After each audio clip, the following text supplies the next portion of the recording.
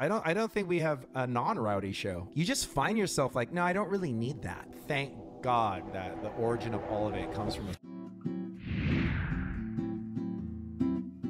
Welcome to the 2-Minute Podcast. Today we have Kaleo of Pepper, a band that does not need much of an introduction.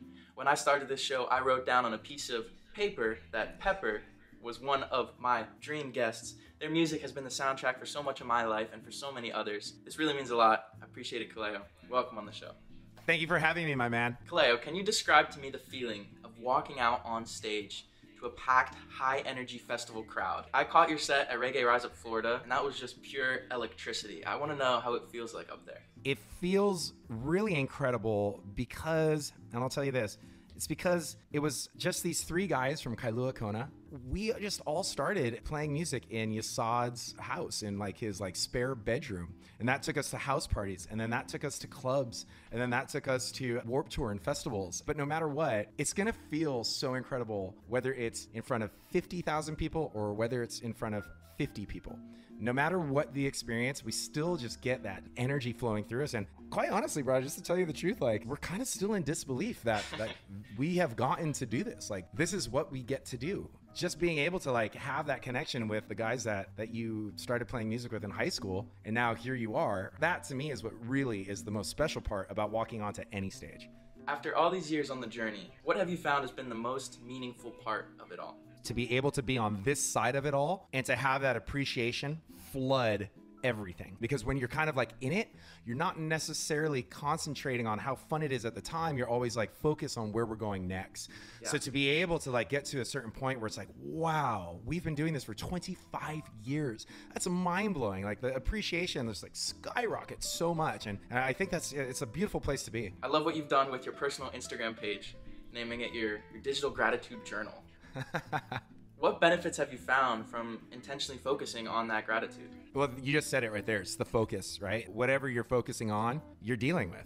When I'm focusing on not great things, that's just kind of how I feel. And then when I'm focusing on great things, I feel great. And there's nothing quicker to me to feel better than to find the gratitude and to find the things that you appreciate all around you in your day-to-day life. All of the incredibleness that the world is showing you and the people in the world, and surrounding yourself with great people is one of the fastest, best ways to get into that place that you need to be. And as far as that single kind of connection that you have with yourself, getting to know yourself every day helps you show up to everyone else in your world much better. So talking about others, the Pepper Ohana is so strong. It's truly a family. Can you think of an especially wholesome moment you've had with a fan? Oh man, it happens every day. Whether it's just out for a walk, whether it's at a show, whether it's through social medias. The connection that Pepper has with its fan base, the Pepper Ohana, it truly is special. My favorite thing is you'll have Pepper Ohana that have never met each other. They'll see each other at a show. They'll start to stay in contact with each other, and then they'll show up to the next festival or to the next show or to the next wherever and whatever it is. And that to me is just that's the total beauty of the Pepper Ohana. What do you think the rowdiest show you ever did was? Whew. I don't think we have a non-rowdy show. They're always just so energetically filled and action-packed, and it's wonderful to know people are ready to just forget about their worry and their stress, their day-to-day unpleasantries, and for an hour and a half be completely in the now, in the moment, and having a good time at a Pepper show. Hey, I've never been to a Pepper show where I didn't have a good rockin' time, so I agree with that. How do you think your approach to making music has changed over the years? Not much. I've been able to meet such amazing songwriters, producers, beat makers, and these people have helped me to elevate my craft. And steel sharpens steel. Surround yourself with people that give you the desire to improve. And so that is basically the main thing. But also too, music is so unique. Whenever she talks to you, no matter how it comes, just listen and be there. Just let the music feel as good as possible through you. There's no right or wrong way to make a song. Ooh, some golden nuggets being dropped there. What is your favorite Pepper song that you think is underrated? Good question. It almost changes. Usually when we don't play a song for a long time, you start to miss it. I'll put it this way. For today and for today only, a song called Back Home that was on the album In With the Old. Tell me your favorite parts about Rebel and Muse and the Unity Fest that you guys put on.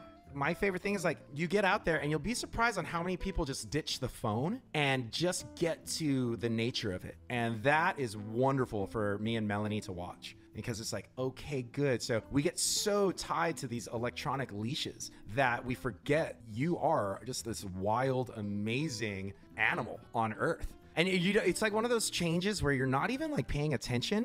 You just find yourself like, no, I don't really need that. It was so fantastic to have this realization last year. That's my ultimate and true favorite thing about Rebel and Muse Unity Hybrid Festival and Health and Wellness Retreat. But also having the things that some festivals that I'm kind of burnt out on. For example, Unity, you'll always have hot water. You'll have glamping situations. There's actual real porcelain and not just porta potties. There's no $18 beer. There's no $25 hot dog. It's all delicious, healthy food, like served 4 times a day. You sold me on it. I want to go. It's so fun, brother. Well, definitely everybody go check out the Unity Fest. It's going to be a good time. What is the spirit of reggae music to you?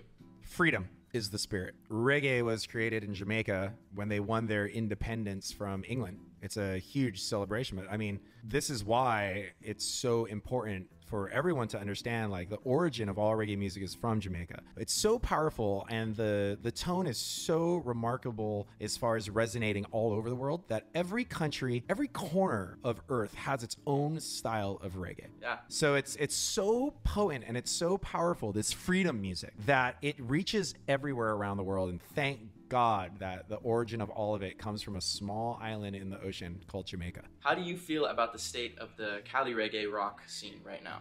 You know, back in the day, after Brad died and Sublime kind of, fell off, in the sense of not touring anymore, that there was no one really carrying the flag except for like a handful of us. And that would be like Slightly Stupid, Bargain Music, Chapter 11, all of these bands like that were just trying to like pick it up when actually the music scene, especially like the pop world, had moved on. So I'm really happy to see where the American reggae genre has taken it to these massive festivals and to all these other bands that are coming up. And I'm really excited to see all of it joining up with not only the origin of all reggae music, which is Jamaica, but also too, like we just talked about, all over the world, more festivals all over the world. If it's sponsoring like high vibes, like this essence of just good, again, like this liberation music, then I am so excited to hopefully see in the future every country having massive amounts of people show up to these beautiful festivals with just some great reggae influenced music. And that's what you have to say, reggae influence. Yes. Well, I think you're right. I think it's stronger than ever. Jacob, Bradley's son, is now grabbing the torch of Sublime, carrying it strongly. I think we're in a good place. I do too. I think we are going to basically see the best is yet to come from this. And I'm excited about that. That's about it. Let's talk about the future. What do you have coming up? I hear there's some solo stuff in the works. Yes, so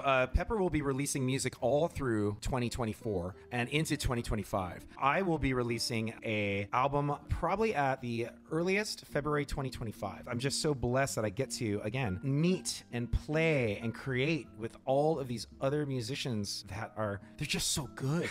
I really love the fact that I can surround myself with players and people like this, because I feel that I'm just about to get into a real swing into my own creativity, which I've been waiting for since I was born.